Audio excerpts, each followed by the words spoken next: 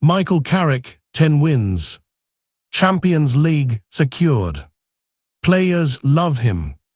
Fabrizio Romano says he's the clear favorite for the permanent job. So why am I genuinely worried about this? Let's break it down. To understand why Carrick is even sitting in that dugout right now, we need to go back to where it all fell apart. Ruben Amorim arrived at Manchester United in November 2024 with enormous hype. This was the man who had transformed Sporting CP. The tactical visionary. The next big thing in European football. United fans were excited. The media were excited. Even the players seemed excited. 14 months later, he was gone. And the way it ended tells you everything about the state Manchester United are in. Amorim's record at United was genuinely shocking for a club of their size. The worst points per game of any permanent United manager since Sir Alex Ferguson retired. 15 defeats in 47 Premier League games. A longest winning run of just 3 matches. At one point, United were in the bottom half of the Premier League table. A club that won the treble in 1999, sitting closer to the relegation zone than the Champions League places. But it wasn't just the results that killed him. It was the stubbornness. Amorim refused to change his 3-4-3 system, even when it was clearly not working.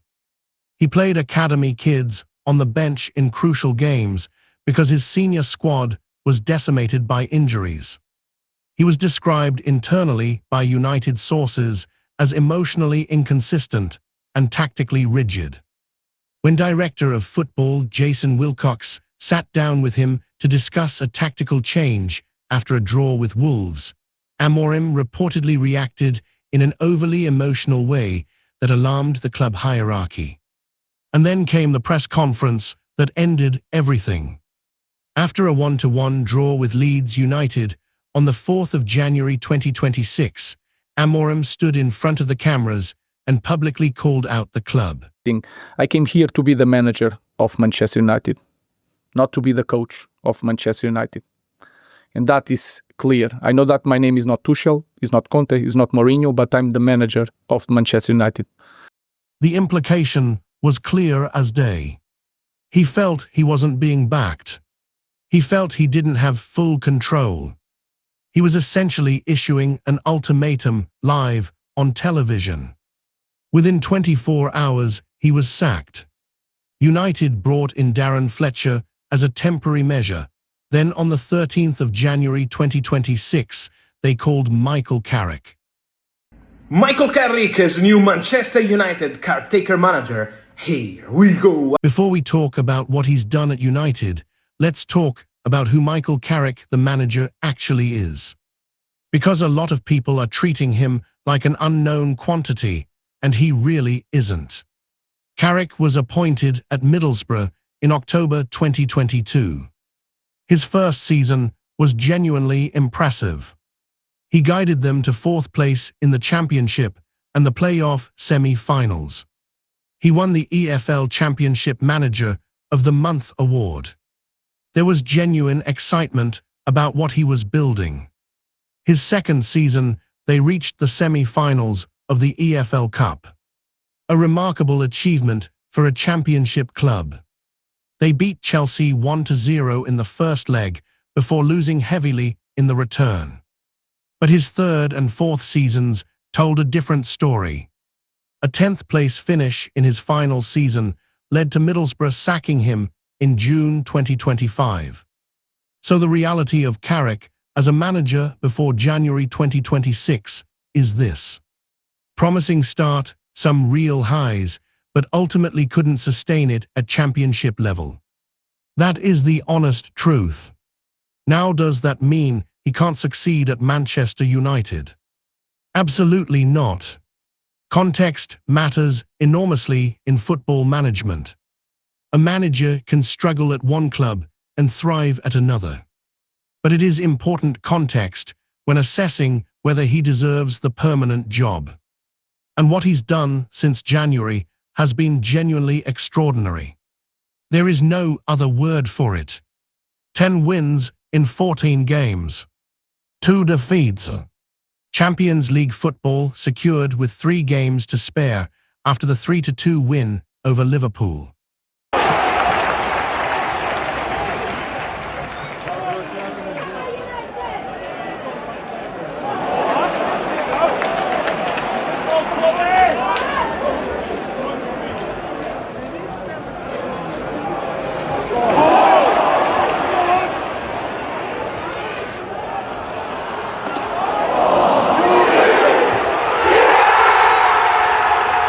Let's talk about that Liverpool win for a second, because it sums up what Carrick has brought to this club. United were 2-0 up at Old Trafford. Liverpool came back to 2-2, and it looked like United might throw it away. But they held on. They won 3-2. Champions League secured. Old Trafford erupted. Think about the scalps along the way. Manchester City.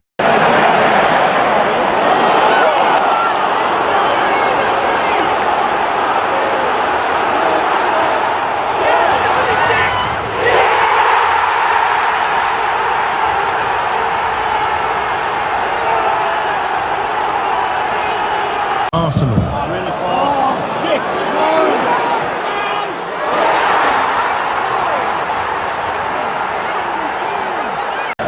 Liverpool.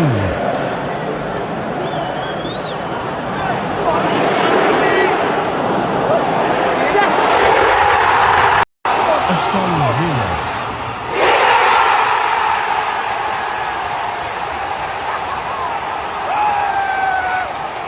These are not average clubs. These are the best teams in England, and Carrick beat all of them. The atmosphere at Old Trafford has been transformed. Players who looked mentally broken under Amorim are running through walls again. Kobbie Mainoo, after the Liverpool win, said the squad wants to fight and die for Carrick on the pitch. Casemiro has publicly backed him for the permanent role. Bruno Fernandes has backed him. Senior players are united. They want their manager to stay. And Fabrizio Romano, the most reliable transfer journalist on the planet, has said internally Manchester United believe Carrick is the clear favourite for the permanent job. Important to mention also one thing. Michael Carrick. The feeling internally at Manchester United is that they are very happy, but very happy with Michael Carrick recently. Week after week, his chances are increasing. On pure recent form and momentum alone, the case for Carrick is extremely strong. But here is where I want to bring in some uncomfortable history. Because Manchester United's track record of managerial appointments since Sir Alex Ferguson retired in 2013 is genuinely one of the worst in English football history. David Moyes, sacked after 1 season. Louis van Gaal, 2 seasons, FA Cup, no Champions League, sacked. Jose Mourinho, 2.5 seasons, League Cup, 2nd place, sacked. Ole Gunnar Solskjaer, 3 years, never won a trophy, sacked. Ralf Rangnick, 6 months as interim, disastrous. Erik ten Hag, 2 years, FA Cup, relegated to Europa League, sacked. Ruben Amorim, 14 months, worst points per game since Ferguson, sacked. 7 managers in 13 years. Not one of them has come close to restoring United to genuine title contenders. And here is the pattern. Almost every single one of those appointments felt safe or comfortable at the time. Moyes was Ferguson's personal choice. Solskjaer was a United legend. Ten Hag had a great reputation, but was an emotional appointment. Every time United have gone with the heart over ruthless ambition. Now they are considering doing it again with Carrick. Is this the same mistake in a different package? This is the question the board needs to answer honestly before making a decision. Andoni Iraola is leaving Bournemouth this summer. He is one of the most highly regarded coaches in Europe right now. His style, fast, attacking, aggressive, fits everything Gary Neville and the United fanbase have been calling for. He has transformed Bournemouth into one of the most exciting teams in the Premier League, with a fraction of United's budget and resources. There are other coaches who will become available. World Cup managers who could be freed up. Elite European coaches who would relish the United project. The question is, are any of them significantly better than what Carrick is already doing? And are United willing to gamble on someone new when they already have momentum? That is a genuinely difficult question, and there is no obvious right answer. But here is what really concerns me, and this is the part that does not get talked about enough. If Manchester United give Carrick the permanent job and it goes wrong next season, the board will be in an impossible position. Because the Champions League is a completely different challenge to what Carrick has navigated so far. You are now playing Real Madrid, Bayern Munich, Barcelona, PSG. The pressure multiplies 10 times. The scrutiny from the global media is relentless. The expectation from the fanbase goes through the roof. And the stats are not perfect even now. Analyst data shows United's expected goals figures have actually worsened in recent weeks under Carrick. Their second-half performance against Liverpool, when they were 2-0 up and nearly collapsed, raised real tactical questions. There are moments where the defensive structure looks fragile. If United appoint Carrick permanently, struggle in the Champions League next season, drop out of the top 4 again, and start losing momentum, what happens then? The fans will not just blame Carrick. They will absolutely go after the board for lacking ambition. For once again, choosing the comfortable emotional option over the genuinely transformative one. For repeating the same pattern that has kept this club in decline since 2013.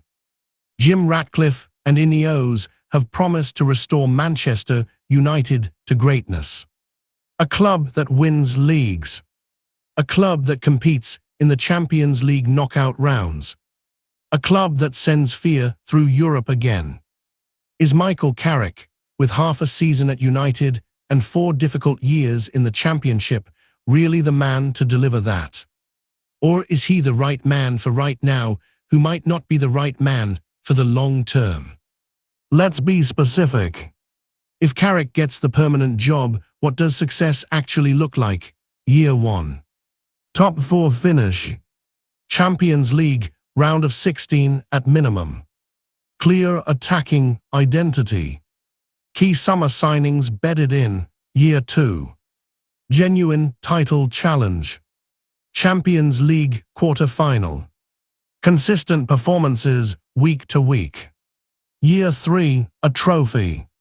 Premier League or Champions League. Something tangible that says Manchester United are back. That is the bar. That is what the fanbase expects. That is what Ineos promised when they took over. If Carrick delivers, that he is an all-time United legend. Player, captain, coach. The man who brought the club back. That story is incredible.